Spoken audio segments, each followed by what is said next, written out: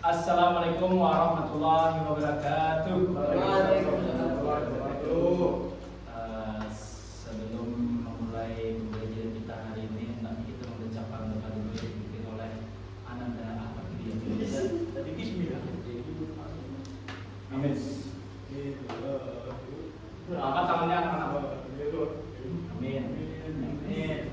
Nangis bayinya. Amin.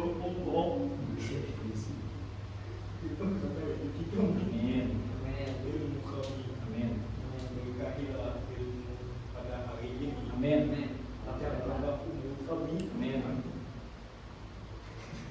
Amin amin ya rabbal alamin. Baik, terima kasih kepada Mutia Adit telah membicarakan doa kita pada hari ini. Baik, kita hari ini akan belajar pembelajaran SKI, yaitu perkembangan peradaban Islam di Indonesia. Nah, sebelum kita memasuki pembelajaran ini, dia tahulah pesantren ini nih. Di mana contohnya?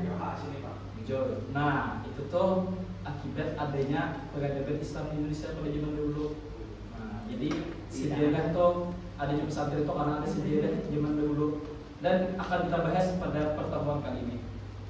Sebelumnya gimana kabar anak-anak hari ini? Baik. Baik. Nah, langsung pembelajaran. Pengertian peradaban Islam. Peradaban Islam di Indonesia merupakan hasil dari proses panjang interaksi antara ajaran Islam dan kebudayaan lokal yang berkembang sejak masuknya Islam ke Nusantara. Istilah peradaban Islam mengacu pada seluruh aspek kehidupan dibentuk oleh nilai-nilai prinsip Islam baik dalam bidang keagamaan, sosial, politik, ekonomi maupun kebudayaan. Jadi peradaban Islam itu memiliki beberapa bidang dalam penyeluruhan atau pembagiannya tuh ada bidang keagamaan, sosial, politik, ekonomi maupun kebudayaan. Lanjut. Ciri khas peradaban Islam Indonesia itu tampak dari munculnya lembaga-lembaga pendidikan Islam seperti pesantren, madrasah, berdirinya kerajaan-kerajaan Islam yang menjadikan syariat sebagai pedoman pemerintahan. Nah, ini akan kita bahas selanjutnya. Nah, lanjut yaitu awal masuk dan perkembangan Islam di Indonesia. Mayoritas ahli berpendapat Islam mulai masuk sekitar abad ke-7 hingga abad ke-13 Masehi melalui kontak dagang antara Nusantara dan dunia Islam.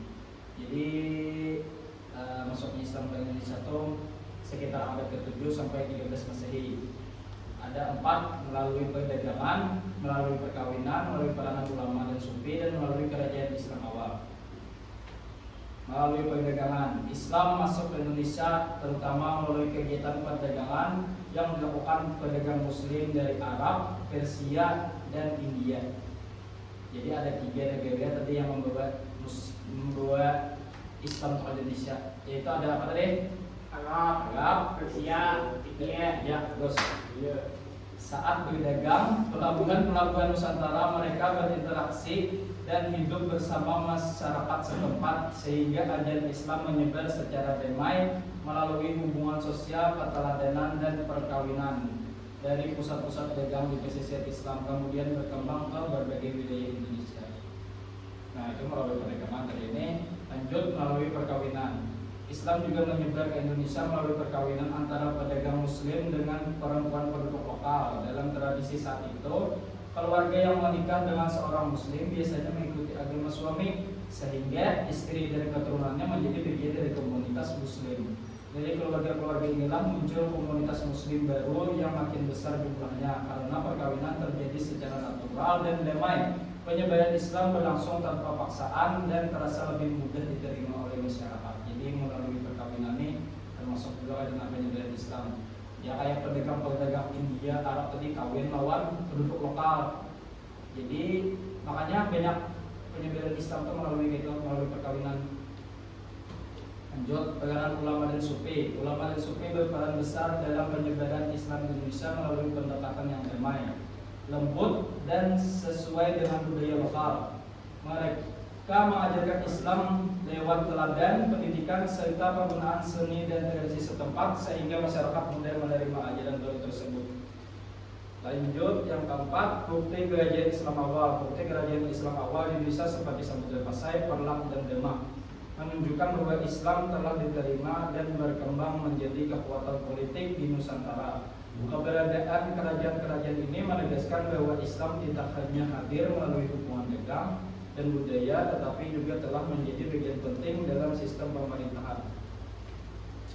Nah, kita masuk ke tokoh-tokoh penting dalam penyebaran Islam di Indonesia. Tolong bacakan Lukman siapa saja tokohnya.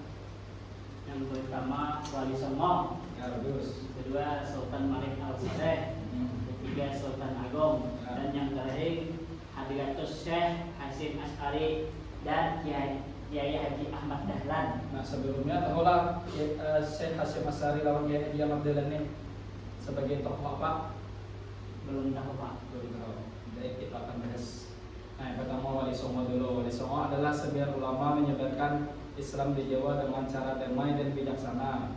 Mereka menggunakan pendekatan yang sesuai budaya setempat seperti seni, pendidikan, dan keteladanan sehingga ajaran Islam mudah diterima masyarakat. Jadi Wali Songo ini ada 9 orang, makanya dinamakan Wali Songo. Songo adalah bahasa Jawa artinya 9. Kebanyakan Wali Songo ini menyebarkan Islam itu dengan cara yang bijaksana seperti kayak misalkan budaya, kayak banyak menyiapkan atau menyebarkan agama Islam itu dengan pertunjukan-pertunjukan wayang dan lain-lain. Lanjut ke Sultan Malik Al-Saleh. Sultan Malik Al-Saleh adalah raja pertama Kerajaan Samudra Pasai, kerajaan Islam pertama yang tercatat jelas dalam sejarah Indonesia. Ia memerintah pada akhir abad ke-13 dan wafat pada tahun 1297 Masehi. Yang dibuktikan oleh batu nisannya salah satu bukti kuat perkembangan Islam di Nusantara saat itu. Nah, jadi Sultan Malik As-Saleh ini adalah raja pertama Samudra Pasai, sekaligus kerajaan Samudra Pasai itu kerajaan pertama juga di dalam Islam dan memerintah tadi itu pada abad ke-13 Masehi serta wafat beliau pada tahun 1297 Masehi. Lanjut Sultan Agung. Sultan Agung adalah raja terbesar dari Kesultanan Mataram yang memerintah pada 1613 sampai 1645 Masehi. Ia dikenal sebagai pemimpin kuat yang berhasil memperluas wilayah Mataram hampir ke seluruh Jawa termasuk menyerang Batavia untuk melawan VOC. Selain kekuatan militernya, ia juga berperan besar dalam perkembangan budaya dan Islam di Jawa. Nah, jadi Sultan Agung ini beliau raja terbesar dari Kesultanan Mataram. Kesultanan Mataram itu termasuk kerajaan Islam juga pada saat itu. Dan Sultan Agung ini terkenal beliau memimpin kuat gitu nah, berhasil memperluas wilayah Mataram itu ke seluruh Jawa termasuk menyerang Batavia untuk melawan VOC yang VOC pada saat itu lagi kuat-kuatnya. Dan yang terakhir yaitu tadi yang ditakoni Hadiratus Syekh Hasyim Asy'ari dan Kiai Haji Ahmad Dahlan. Nah, jadi mengenai Hadiratus Syekh Hasyim Asy'ari ini dan Kiai Haji Ahmad Dahlan ini adalah dua tokoh besar Islam Indonesia yang sama-sama berjuang memajukan umat namun melalui pendekatan berbeda. Nah, jadi perbedaannya di sini itu jadi Kiai Haji Hasyim Asy'ari itu memperkuat tradisi pesantren dan ajaran Ahlus Sunnah wal Jamaah yang kita kenal sampai saat ini yaitu NU. Nah, sedangkan Ahmad Dahlan melakukan pembaruan pendidikan Islam secara modern melalui Muhammadiyah dan sampai saat ini juga yang kita kenal seperti Muhammadiyah tadi. Jadi beliau berdua itu adalah tokoh penting juga Islam di Indonesia. Nah, jadi itu saja pembelajaran kita pada hari ini. Sebelum kita tutup, aku tanya-tanya dulu kepada kalian soal pembelajaran kita pada hari ini tadi. Nah, bertahan atau takon kepada Al-Hilal.